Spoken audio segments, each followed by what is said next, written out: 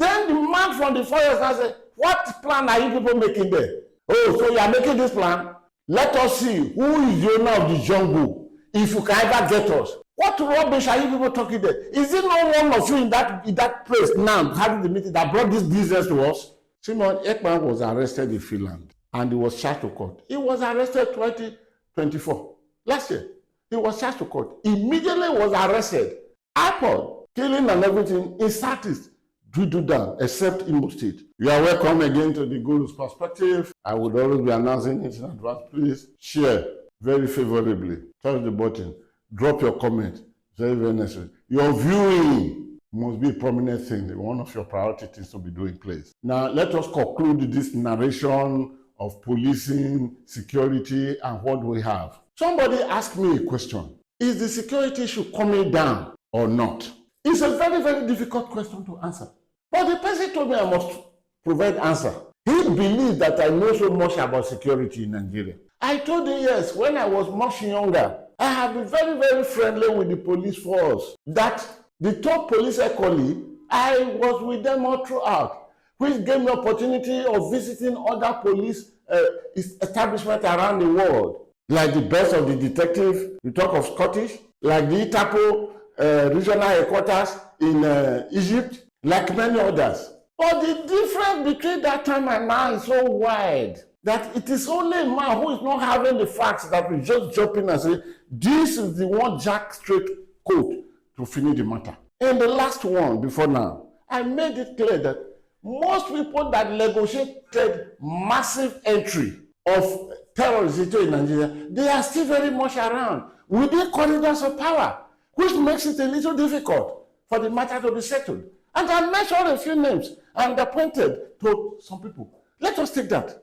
But let us see the difference. I ended the last episode by saying that 400 names of terrorism financing or financiers of terrorism in Nigeria were given directly to the President of the Federal Republic of Nigeria, the late Muhammadu Buhari. A city president, he got it. And he called his Attorney General, Minister for Justice, to say, aha, we have it to take. And the Minister of Justice and Attorney General got it. What happened? Not one single of those names were made known. Whereas in the United Arab Emirates, where the thing originated from, those that they charged to court, they jailed them. Then what happened? It looked like nobody was there between the President, Muhammadu Buhari, and Abubakar Malami to say it exactly. But it was like Abubakar Malami look at his soga, say, Iraka she did it. That one say, just use his hand to touch his lips. Say, if you say anything, go away. And these things were locked up. But today, we started seeing the differences. And the differences we started seeing, it's not more than just a month or 2 months now. But we should recognize that differences we are seeing. And now base anticipation of what could happen with this into tomorrow. For example, Yeweta in Bauchi State, Benue State, the horrific act of terrorism that happened when 3-week-old babies were burnt alive in a room. Suspects are now in court that participated according to the charge notes. Suspects are now in court. The fact remains that as long as people are now brought for trial, that will be a way forward for security officials fighting terrorism. Because before now, there is what we call absolute freedom in Nigeria. That even the terrorists are working hand in hand with top government officials. I give only 2 examples for 1 minute each. Children, very close to over 50, were looted, or let me use the word looted, so to say, as against kidnapped, in Niger State. Then the Niger State government set up a committee to negotiate the freedom of those children. One of them was killed in the school that night when they took them away. And as they were negotiating in the government house, a call came from the forest. The terrorists negotiating on behalf of the terrorists now formed the man appointed by government to negotiate on behalf of the Niger State government. And the Niger State negotiator put it on earphone, or what do you call it there. Then the man from the forest now said, what plan are you people making there? Oh, so you are making this plan? Let us see who is the owner of the jungle, if you can ever get us. What rubbish are you people talking there? Is it not one of you in that place now having the meeting that brought this business to us? Imagine that question. Is it not one of you in that meeting now that brought this business to us? This was said in Nigeria. Either the one of you in that meeting, or the person who spoke, or the negotiator, till today, nobody heard anything about it. That is to tell you that there is a compromise between top government officials and this, meaning they share money together. Whatever they collect from the people, when they share this money together. That is number one. Number two, I give you example number two. Example number two happened in that train that left Abuja to Kaduna, and people were carted away. I had said it before, that when they were to release one of them, a letter was submitted by the terrorists to the man that gives to government. And the man gave the letter to the government. We know all this. And I said that two of those victims, I brought them live with bullets wound from the forest to the studio, to my studio, Lagos Substance 1.3 FM, the Guru, Monday morning, to interview them. So I have details of all this thing. And in that letter, there were items listed 1, 2, 3, 4 that must be done. And one of them, terribly, Nigerians want to hear this, is ceding of the Nigerian territorial integrity, the land, to terrorists. That when they were before they were invited that they should come, this is one of them. Another condition given was the family of the head of the terrorists that captured this thing that was in the forest. Because as of that time, the wife was arrested by the DSSS. And the letter instructed the government to release the wife, to make sure that the wife who was pregnant delivered very safely, successfully in a very comfortable government. And what did the government do? The federal government of Nigeria, what did they do?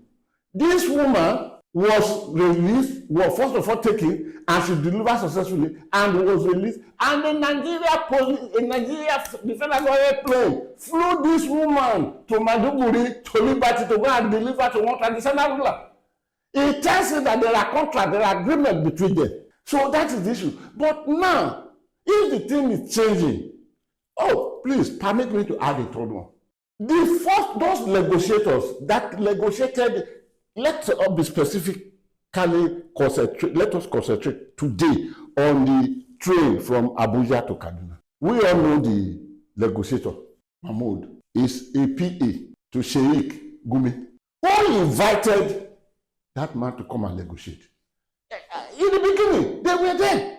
Would you be surprised to know those who invited them? Please go and investigate. You will be surprised those who invited them to negotiate. Why did they fall apart until arrests were made and Kwanko? It is when the negotiator now raised their price of negotiating from 15% to 35%, meaning total fund paid. This is how much asked them.